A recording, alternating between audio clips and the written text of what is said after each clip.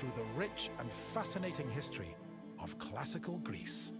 You'll become fully immersed in the painstakingly detailed world built for Assassin's Creed Odyssey, which you are free to explore at your own pace, without any danger or time pressure.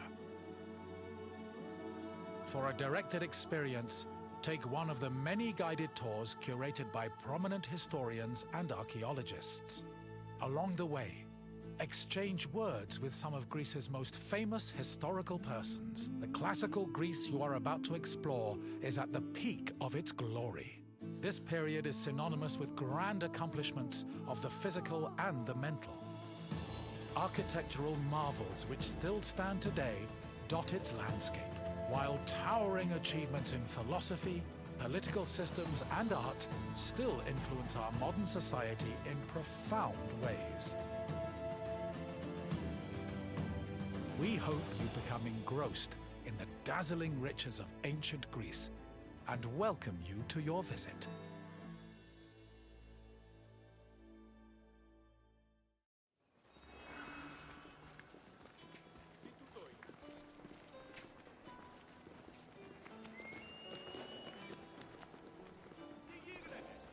Greetings, wanderer, and welcome to the Acropolis, the shining jewel of Athens.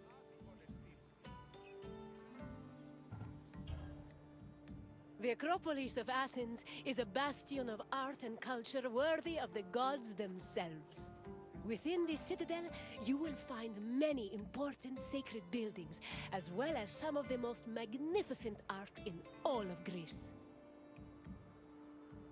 You are in for a very enlightening visit. When you're done, come find me, and we can discuss the things you have seen. Farewell for now.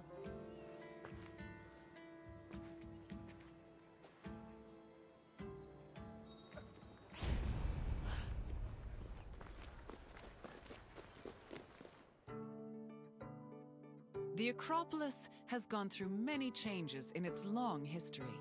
It began as a simple rock, was settled as early as the Neolithic period, and then became a fortress in the Mycenaean period.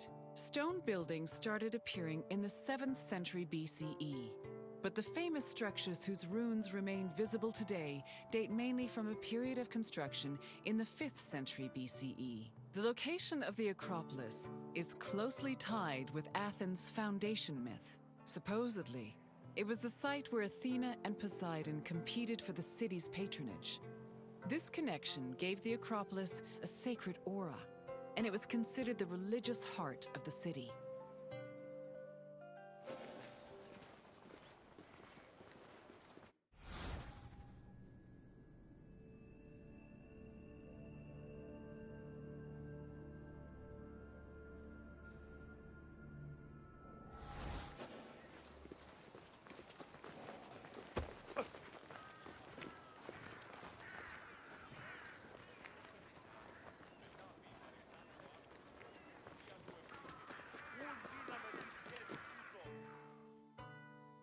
The Temple of Athena Nike was built on the remains of old fortifications from the Mycenaean era.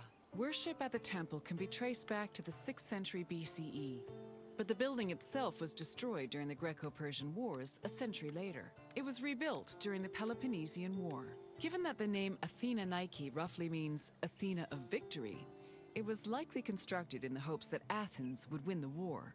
Unusually, the temple depicts historical scenes of battles against the Persians instead of the more mythologically inclined art of other Greek buildings.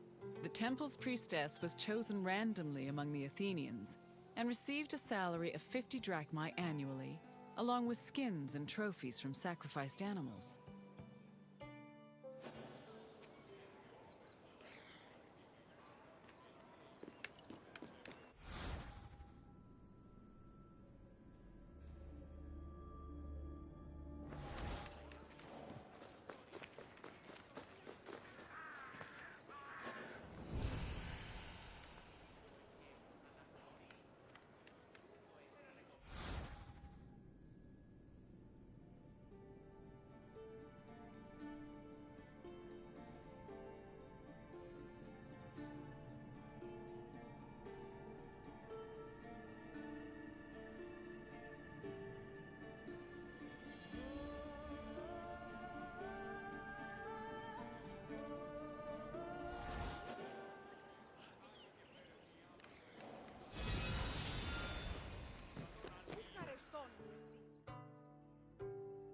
The Acropolis was built up over a long period, due in no small part to its partial destruction during the Greco-Persian Wars.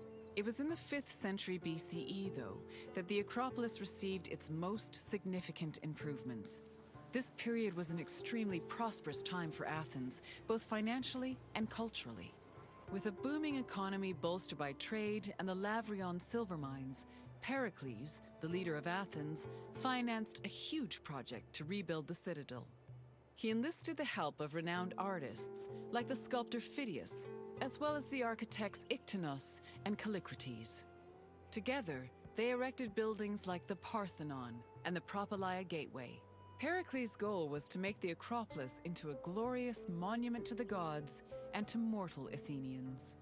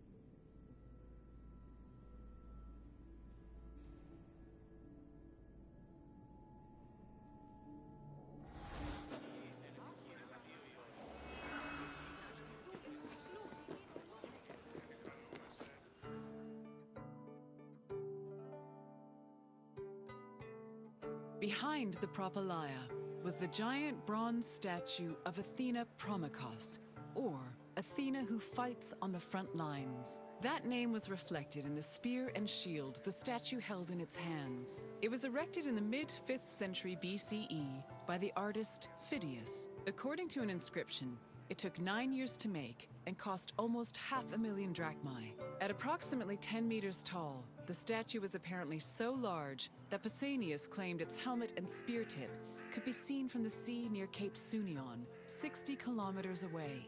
The ornamentation on the statue's shield was engraved by the metalsmith Nis.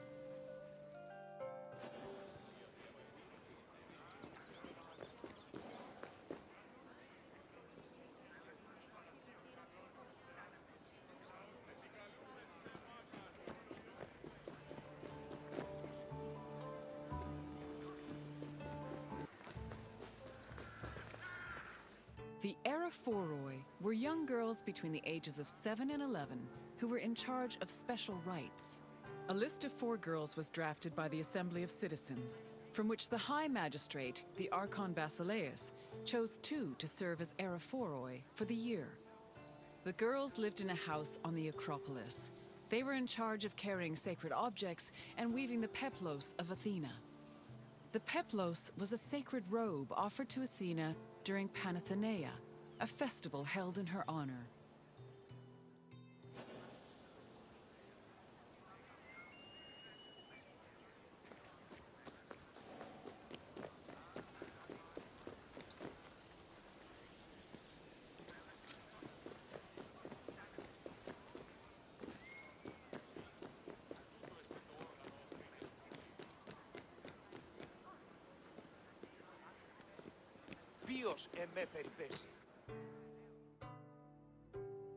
The Erechtheion was an atypical temple. It was dedicated not only to Athena Pelias, but also to Kekrops, the mythical founder of Athens, his son Erechtheos, and even Poseidon, the sea god who challenged Athena for possession of the city. The temple was divided into sections. The eastern part housed a statue dedicated to Athena, while the western section jointly belonged to Poseidon and Erechtheos. Meanwhile, King Kekrop's grave was believed to be under the caryatid porch. Under the temple was a crypt that was said to contain the sacred snakes of Athena. The snakes may have had a sweet tooth because the priestesses of Athena allegedly fed them honey cakes.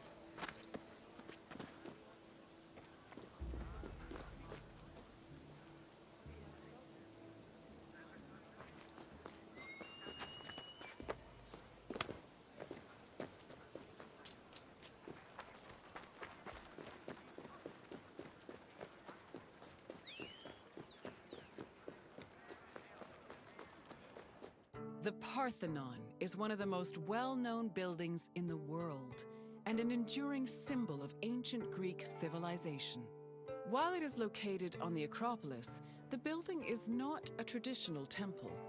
It was built by the sculptor Phidias and the architects Callicrates and Ictinus as a great monument to the glory of the city of Athens. That glory is evident in its many carvings. One of the most carved monuments in Greek architecture, the Parthenon's decorations depict several mythological scenes. These include the birth of Athena, her fight against Poseidon for the patronage of Athens, the gods' battle with the giants, and the procession of the great Panathenea.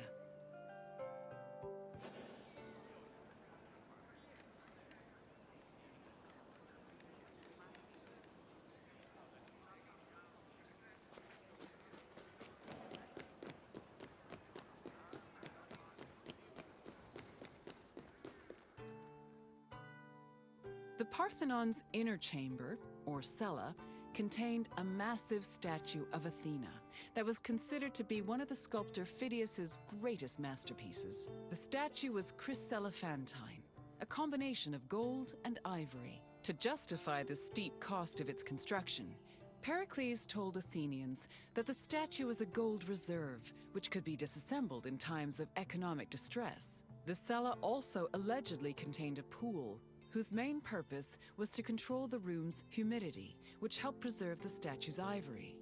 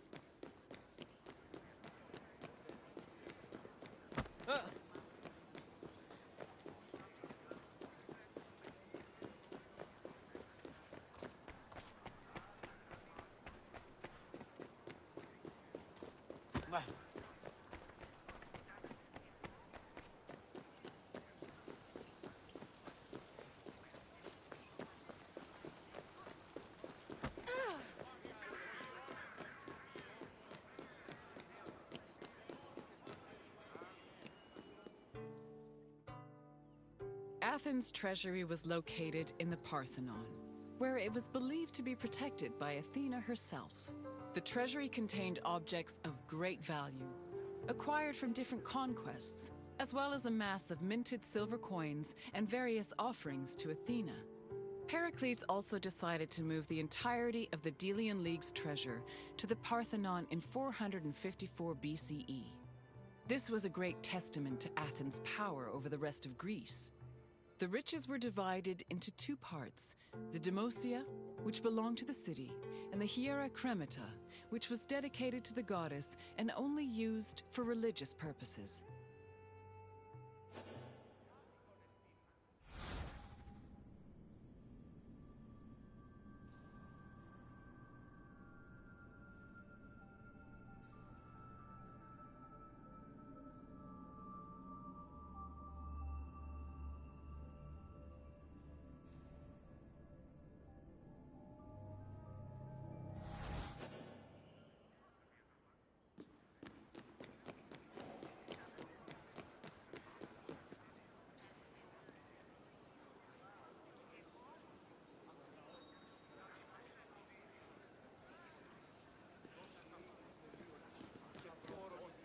And what did you think of the Acropolis?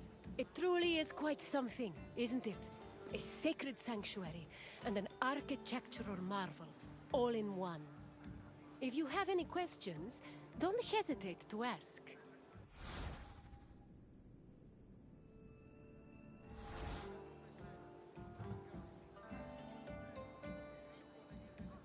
As you wish. Hopefully we will see each other again soon.